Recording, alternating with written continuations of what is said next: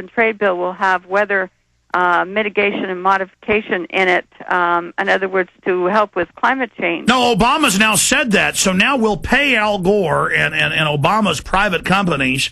Gore and Blood is the one in England with Mr. Blood and Mr. Gore, and literally, that's not a pun, folks. And then the one up in Chicago, the Mercantile that Obama's bought in on. Yeah, no, that's what they're saying. We're going to now publicly pay tax money to Al Gore to chemtrail us. You got to love that. Well, it's going to be interesting to see how this all works out. I can tell you that there is an audio tape of the meeting, and I can get you a copy of the audio tape of that meeting because they allowed an audio tape to be made of the meeting. No film, but one audio tape. And so I can get you a tape of the meeting, and you can listen to these guys talk. And unbelievable. This isn't out on the web yet? I mean, is it okay if I get it? Because I don't want to wait making my chemtrail film. I don't do that. I would immediately just put it on YouTube. Yes. It's on... I have children just like everybody else. I don't want them breathing chemtrails anymore. I just want to get it out. Okay, the tape is on NewYorkSkywatch.com, I think.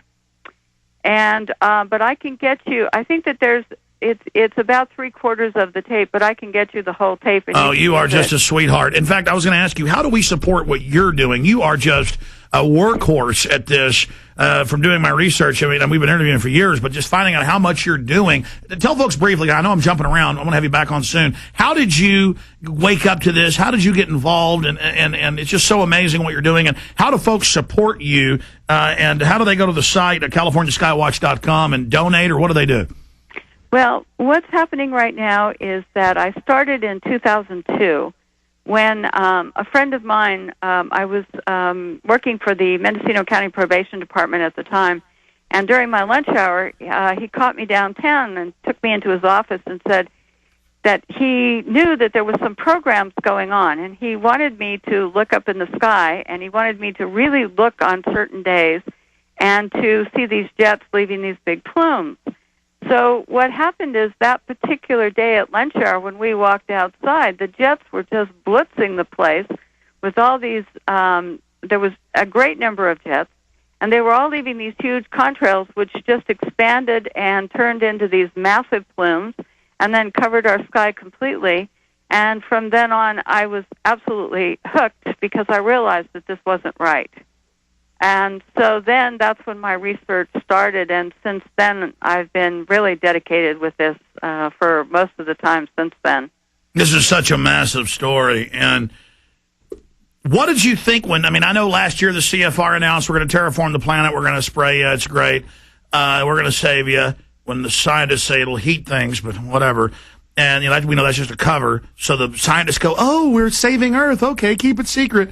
From the unwashed, using these arrogant eugenicist terms, is what it's all about, to now having, all these mainstream news articles and BBC saying, oh, we're doing this for your own good, and then now having the president's chief scientist advisor saying, we may have to start doing this for your safety. What is it like to see them just coming right out with it? Why do you think they're doing that? Because they've been doing it for a long time, and we're getting closer and closer to figuring out all the programs, and that they're dying to use it and do the experiments because they want the money. They see that they're going to get federal funds for it for the first time, and they can expand the programs.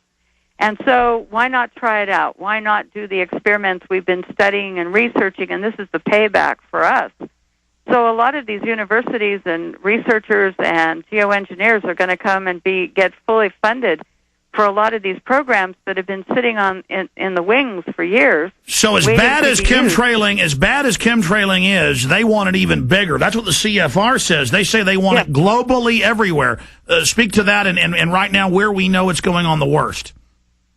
Well, I really think that everybody says that their own area is the worst, but I think the NATO countries are being hit the hardest, and I think that the United States and Canada is being really hit hard. They're hitting Brazil pretty hard in various places. But around the world, it's pretty global around the world that you very rarely can see any pictures now with blue skies. Most of them are man-made clouds.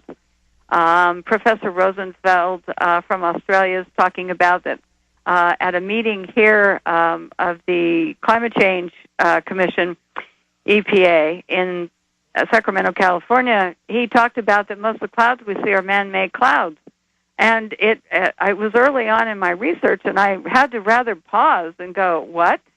And now when you go to the NASA website, you type in man-made clouds, you've got all kinds of studies, all kinds of research, and they talk about man-made clouds.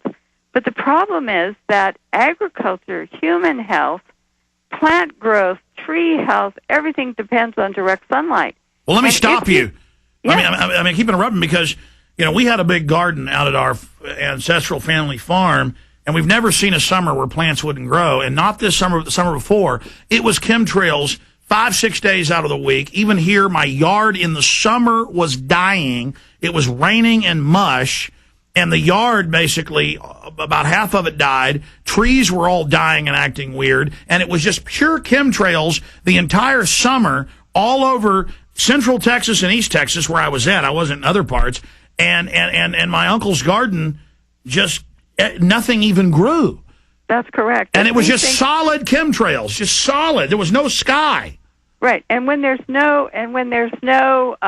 when you have all these man-made clouds and these plumes and the haze, you're not getting direct sunlight, which means that your trees won't grow properly, your crops won't produce well, your oceans don't function well either, because they need direct sunlight in order for all the processes here on Earth to work.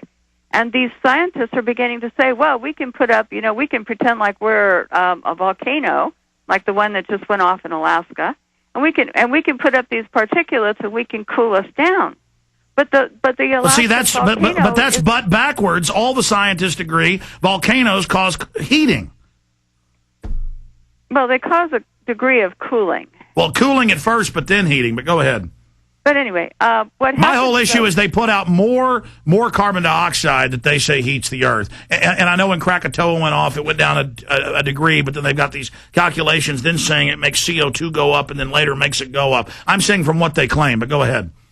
But what happens with this is that if you start to put these particulates up in these, they're even talking about shields and they're talking about all kinds of different, they must have 40 or 50 different solutions to all of this that they all want to do at the same time. So you won't even know what the synergistic effects are.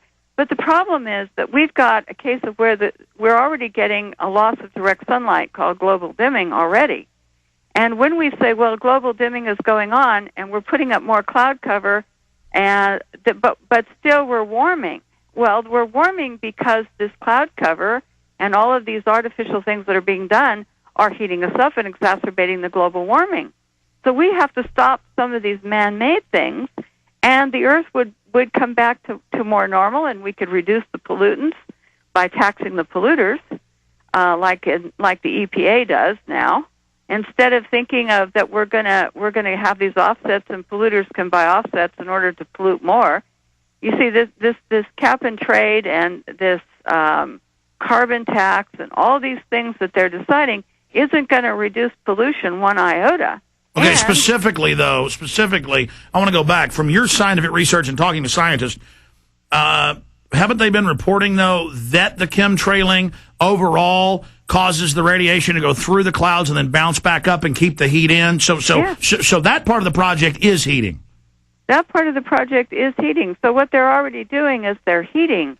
But see, I think that there might be another, this is speculation on my part, and I'll jump here into real speculation, is that I know that in the Arctic and in Alaska, I know that the oil companies and the military want to get into those areas and open up those areas for exploration and military programs. And see, what they're doing is they say, well, if we use water vapor and we heat it up in Alaska and we get it to melt, then we can go in, like ExxonMobil is doing right now, and we can exploit the natural resources in those frozen areas. So I'm not quite sure if we're not doing something deliberate here to warm up certain areas, and then the geoengineers like it because then they can call this a great problem that we're having, and we're going to solve global warming. But I think that they're exacerbating it, and I think that the jets and these big plumes, all of this stuff is heating us up. So okay, let me throw another question at you because you're such an expert. I've got so many.